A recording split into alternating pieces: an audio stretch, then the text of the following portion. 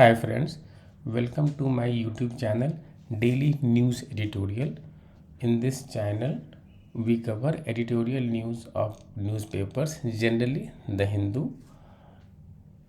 If you like my channel, please share, subscribe, and like my videos. And if you have any comment by which I can make my channel better, please do write in the comment. In the last video, Ahmad Jia has commented that for words which is a bit difficult, I should tell its meaning so that it's easier to understand the entire article and to learn new words. So I will be working on that one. So in today's article, it's simple reading out, but in future when I will be making videos, I will try to cover difficult words and its meaning. So let's begin. Decoding the political battle for Uttar Pradesh. If the underpinnings of the BJP's 2017 mandate were contextual rather than absolute, the party could be dislodged. Any analysis on the upcoming Uttar Pradesh Assembly election in 2022 needs to begin with a note of humility. In all the last three elections of state 2017, 2012, 2007, most reporters and analysts were incorrect in predicting a tantalizing close fight. The results, on the other hand, revealed a clear single party majority each time, including the biggest wave in almost 4 decades in the last election. At the outset, we must account for this repeated failure to foresee emerging trends in Uttar Pradesh politics. A large part of the blame can be laid on the obsessive focus on caste arithmetic, heuristic categories frozen from the 1990s and often blurs the larger picture. The big lesson from the last 15 years is that the state of Uttar Pradesh has moved from a rigid identity politics of caste and community to a focus on identity plus governance. A large floating voter population has gradually emerged, spanning across demography, which is fiercely calculative and driven by aspirations for a better life. States transition. This has powered the transition of Uttar Pradesh from the messy fragmentation of the coalition era of 1990s and early 2000s to the era of stable single party majorities. Although caste and community identities remain important, Uttar Pradesh voters, like elsewhere, have little patience for misgovernance. They have thrown out every incumbent government since 1989. But the Bharatiya Janata Party government has reasons to be confident of bucking that trend. The sheer scale of its victory in 2017 provides it with a formidable cushion. It received a vote share of almost 40% in the last election, which with an average constituency level winning margin of an incredible 15%. It is quite conceivable conceivable for the party to lose a significant chunk of its vote in the next elections and still emerge with a majority. In comparison, the Bahujan Samaj Party BSP and the Samajwadi Party SP received a majority with 30% and 29% of vote share respectively. Factors behind the mandates. There were two ways of reading the massive 2017 mandate of the BJP.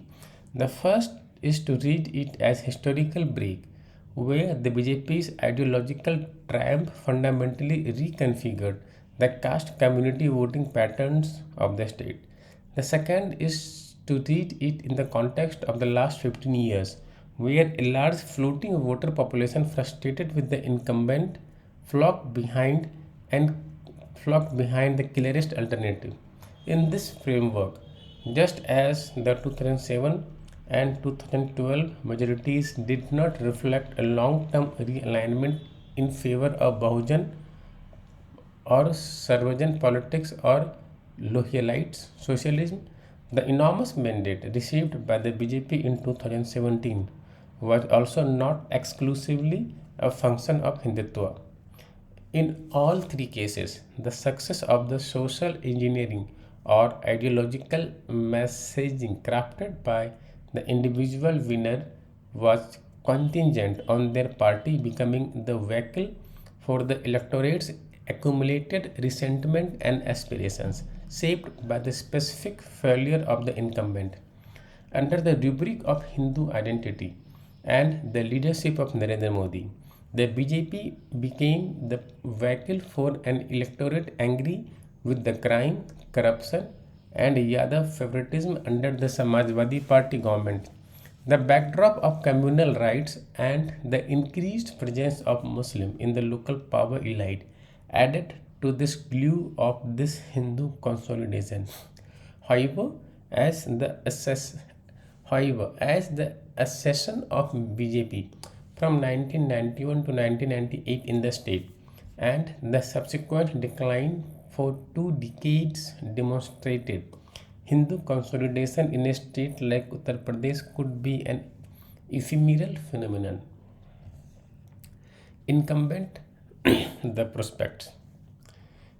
If the underpinnings of the BJP mandate of 2017 were indeed contextual rather than absolute, the BJP can indeed be dislodged from power in the state, provided there are two conditions. One, the presence of strong anti incumbency, and two, the emergence of a clear alternative that transforms the election from a multipolar to a largely bipolar contest. Let us come to the first question. Is there a high level of anti incumbency against the Yogi Adityanath government that can hurt its prospects? In choosing Mr. Adityanath, a relative lightweight outside of his bastion in Gorakhpur, to lead the state government, the Narendra Modi Amit Shah team made two bets, informed by the party's previous experience in the state. First, only hardline Hindutva could contain caste contradictions and lead to a durable Hindu coalition. In the wake of Ram Janmabhoomi movement, the BJP has assembled a powerful coalition of upper caste, upwardly mobile castes such as Jats and Gujars, and other backward caste OBCs such as Kurmis and Lodhs. This Hindutva coalition, however, soon came apart from internal strife between the upper caste and the OBC fractions, culminating in the expulsion of OBC Kalyan Singh from the party in 1999. Second, only an authoritative style of leadership could maintain Hindu unity and also create a governance constituency. The largely collective leadership of the 1990s and early 2000s, in which the BJP installed three different chief ministers, had provided a confused and disunited front and consequently failed to compete with Mayawati and Mulayam Singh Yadav.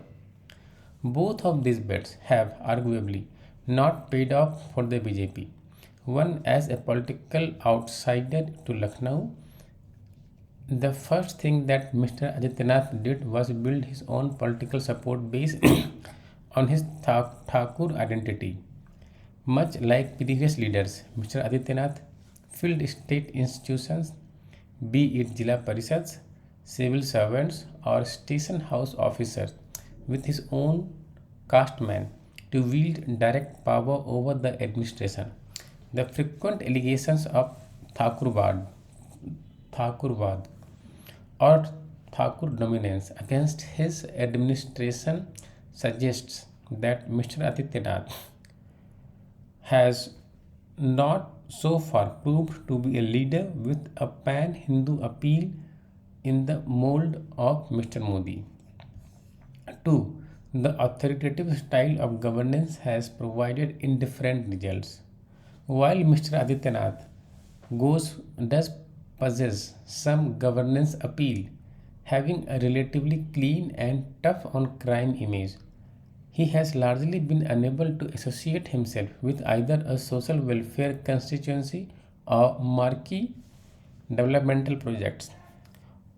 On top of it, the novel coronavirus pandemic has severely diminished his governance credentials. Any movement in the ease of business index pillars in comparison to images of bodies floating in the Ganga. The dramatic state failure during the second wave of the pandemic also threatens to become a coalescing point for all the material anxieties persisted under the surface, such as unemployment, sluggish growth, and farmer distress. The aspirations of the floating voters who deserted Mayawati in 2012 and Akhilesh Yadav in 2017 has arguably remained unfulfilled under Mr. Adityanath's regime. Where the opposition stands. This brings us to the second question. Is there a clear alternative that transforms the election from a multipolar to a largely bipolar contest? A quick scan of the opposition ranks indicates that only the SP presently possesses the strength to challenge the BJP. The BSP under Ms. Mayawati has been in constant decline in the state from 2012. The party has lost touch with its roots in political activism for a long time now, and its organization has withered away under an insular leadership. The steady desertion of leaders gives further evidence of a party in a death spiral. Similarly, there are little signs of a Congress revival, the latest indications being its disastrous returns in the Panchayat elections. All of this plays well into the SP's strategy of making this electoral contest into a largely bipolar race. A perception of a straight fight between the SP and the BJP might well consolidate local elites and a disgruntled electorate behind the party symbol. But there are reasonable grounds to doubt whether the SP can defeat the BJP in a bipolar race. For one, the party has never crossed the 30% vote share mark in state elections. In order to defeat the BJP, the SP party would need to go well beyond plebeian caste consolidation and minority insecurity and court floating voters with a broad based positive message of development. In this regard, Akhilesh Yadav can borrow from his own template of 2012, where he ran a successful campaign focused on employment, electricity, and education. The choice of Mr. Adityanath was essentially informed more through the lenses of ideologically cementing the Hindu vote rather than fulfillment of governance aspirations of the floating voters.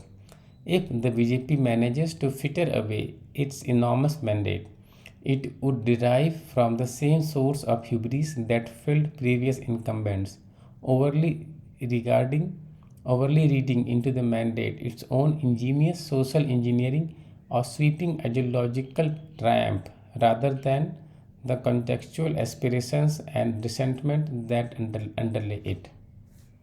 Now, about the author, Asim Ali is a research associate with the Center of Policy Research, Delhi.